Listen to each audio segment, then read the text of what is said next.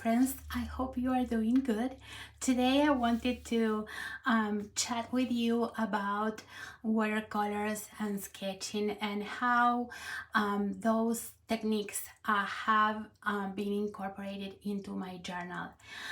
When I started journaling, I wanted to draw and come out with a very fancy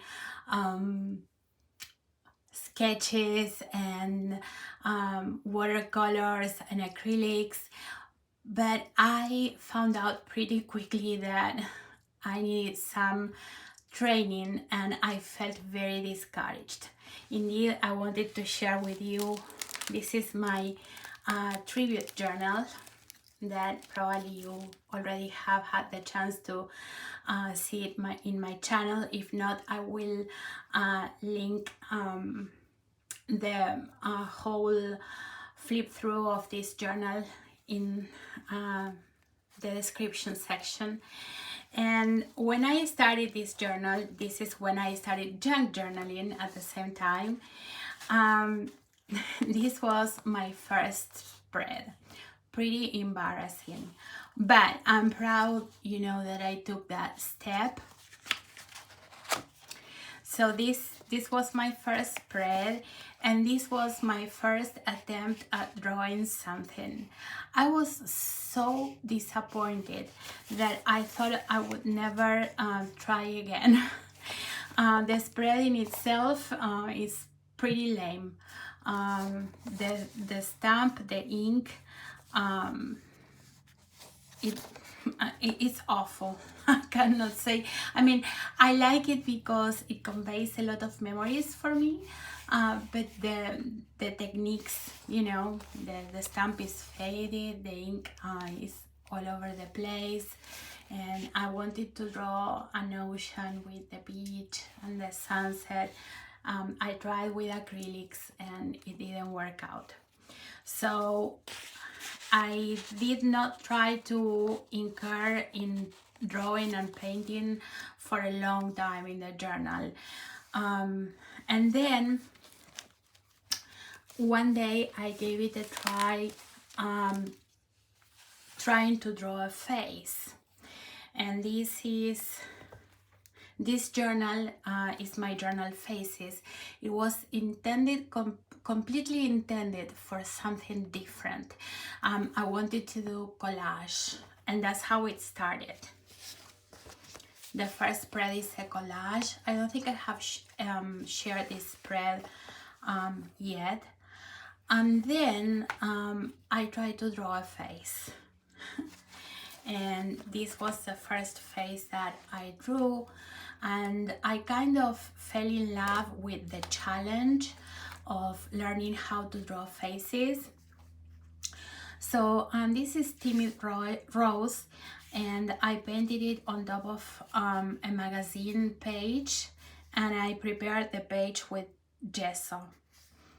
And these flowers are real from my backyard. They are roses from my backyard. And this is more or less how my drawing started, and it started making progress. I started trying different things. This is one of my favorite girls that I drew. It's called Forgotten Sparrow, and for each girl I started writing stories that are personal or impersonal stories, depending what triggered me when I was drawing the girls. So the very first girls are very similar in the face, because I was discovering how to draw a face. For me, it was completely new. I had never done that before, so I was completely satisfied with it. And then you can see that there is some progression in there. And then I started practicing like profiles. Just if you are interested in drawing, I would recommend you Karen Campbell. She has a lot of drawing videos, specifically faces, and they are very helpful. So you can see that I started you know, doing side faces. So at the very beginning I was also not using watercolors. I was using chalk pastels and pastel crayons to draw. I felt more comfortable. I thought it was less riskier. And then this one is kind of a collage. She's in my channel. This is acrylic paint, and also I felt much more content with the acrylic because it runs kind of, the word is not smoothly, but softer in the paper, so you can contain it better, I guess, or that's what I thought.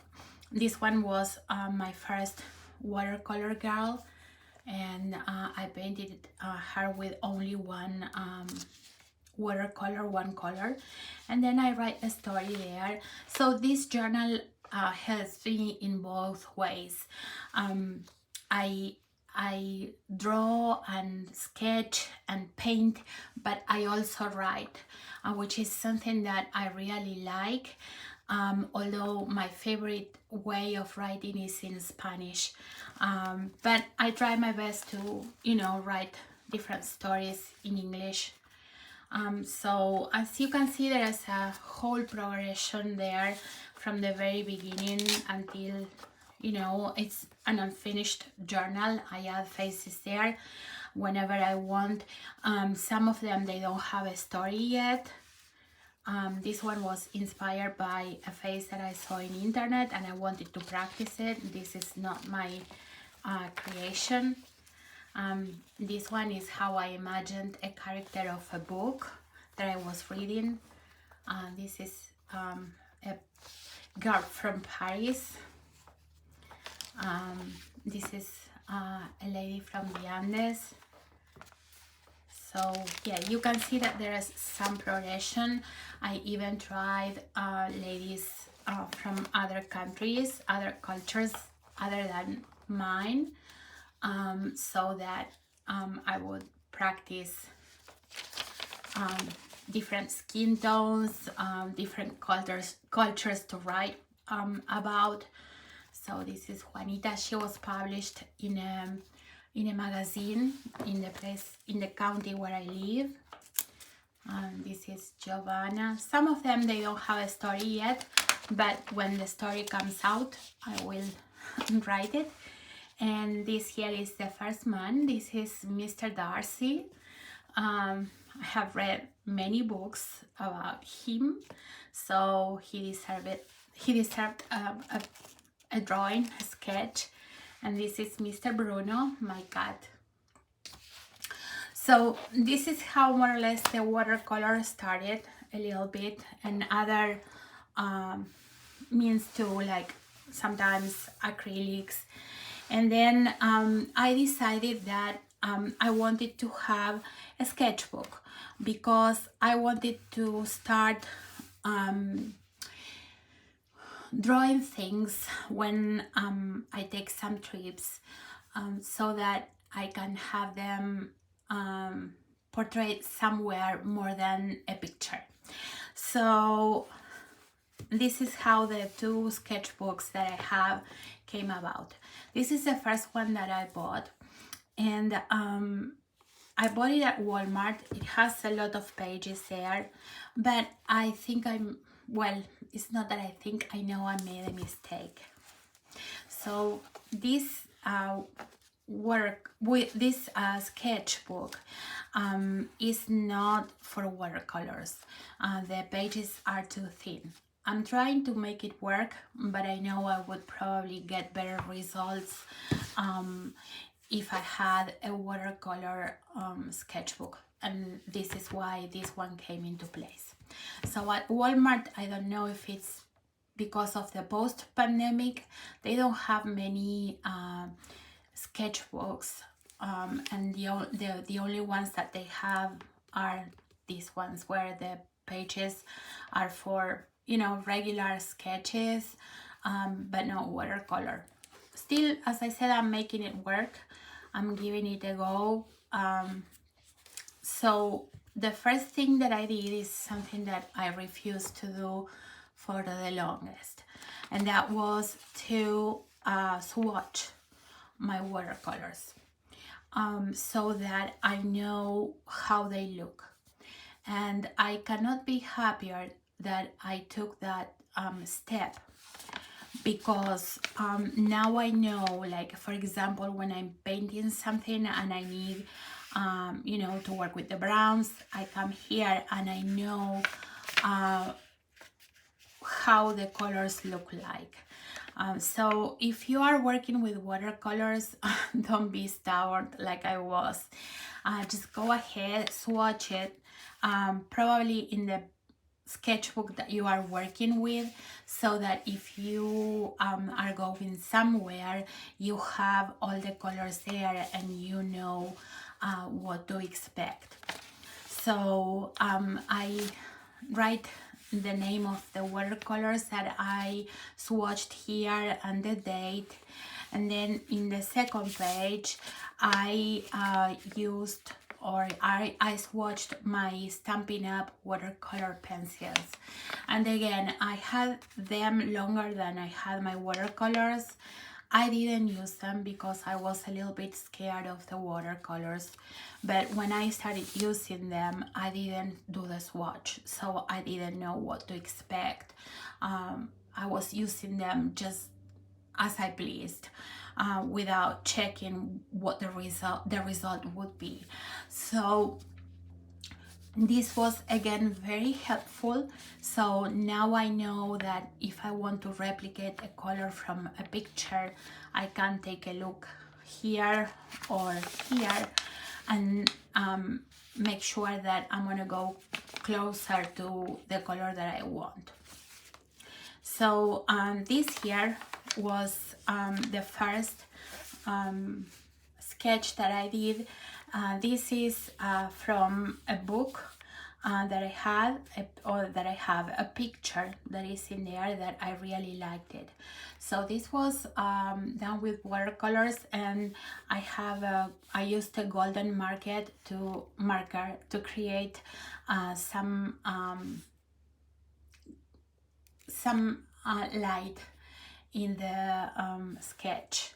So it was, you know, it was nice. It's, as I said, it's not a watercolor paper, so probably this would have come up much better had I used you know, the proper paper. But still, you know, it's a nice result. I used painter's tape, making a square to make the frame, it looks better, and it was good. I used brushes, regular brushes for watercolors, but I also used a regular twig from a branch of one of my trees, to create the grass here. So I really liked the how it came out. Then the second sketch that I did was from a picture that I took when I went to the mountains. Both my parents passed away, so we took a trip to the mountains with my husband and my daughter, and this is almost a replica of the picture. The picture is not exactly like this, we're facing the camera, but I wanted to you know, create something like we were being thoughtful, you know, and hopeful, looking at the mountains. So this is these are the Appalachian Mountains, Lake Lure, if anybody knows it. So yeah, it was created all with watercolors and a little bit of salt on wet, to create the effect of the street there. And then the other project or sketch that I did, it's from a picture of an Irish cottage, but it also represents one of my favorite places where one day I would like to be. So I looked for a picture that really related to my dream per se.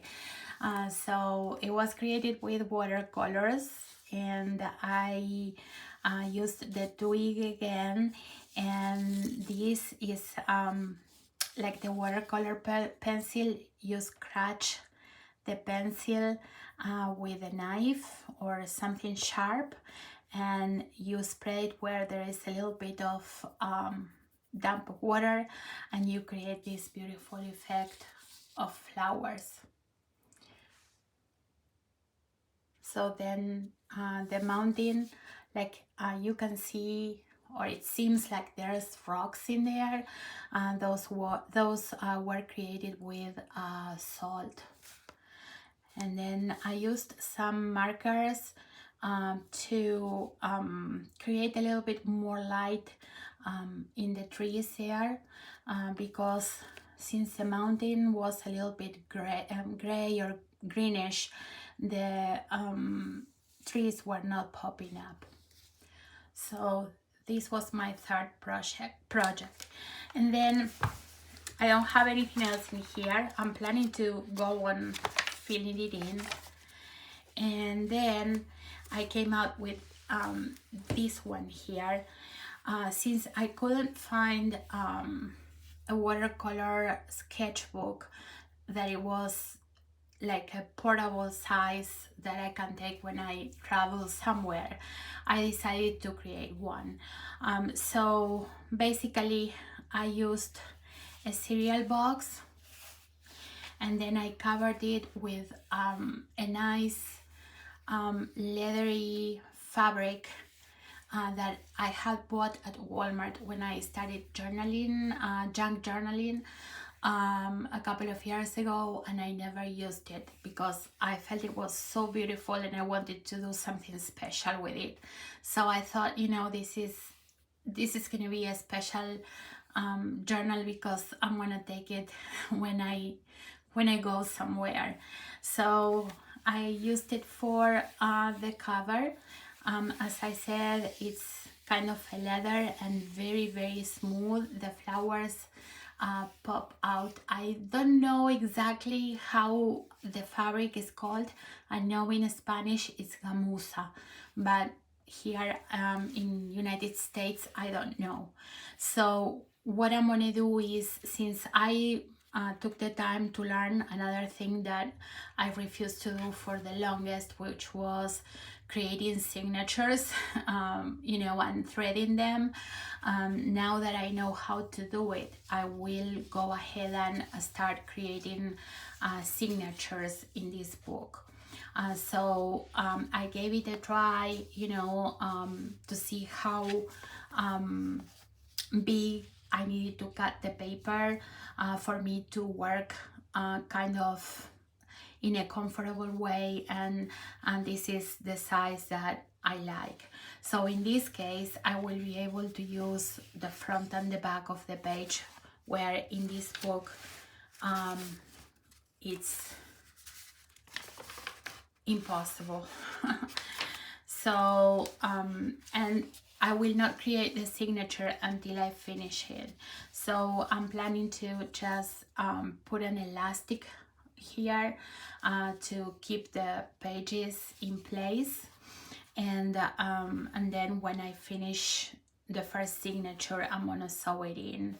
So this was probably an inexpensive way to create a sketching book, and I mean I also like, you know, the cover more than probably this one here. Of course this provides more support. If you are drawing al fresco, you have some support because this is sturdy and this is not. It is somehow, but not as this one here. But basically I wanted to share with you these ideas because I find it very useful to then bring some watercolors into my journal. I do have a lot to learn. I'm very, this is very primitive, but compared to the first picture that I showed you when I started journaling, I feel that I made some advancement there, and I'm happy with it. And I feel I don't like to journal most of the time, let's say, just by putting things together. I like to just sit and create something where more of me is involved. There's nothing wrong to putting everything together, cutting pieces. I've done my whole journal, my tribute journal like that, and I love it. But sometimes, for example, let me see, I have one spread here, Christmas spread, if I find it here. For example, this Christmas spread, I felt more like instead of putting things together, like trying with some black tissue paper and draw something, where the following year, let me see if I can find it, must be one of the last ones.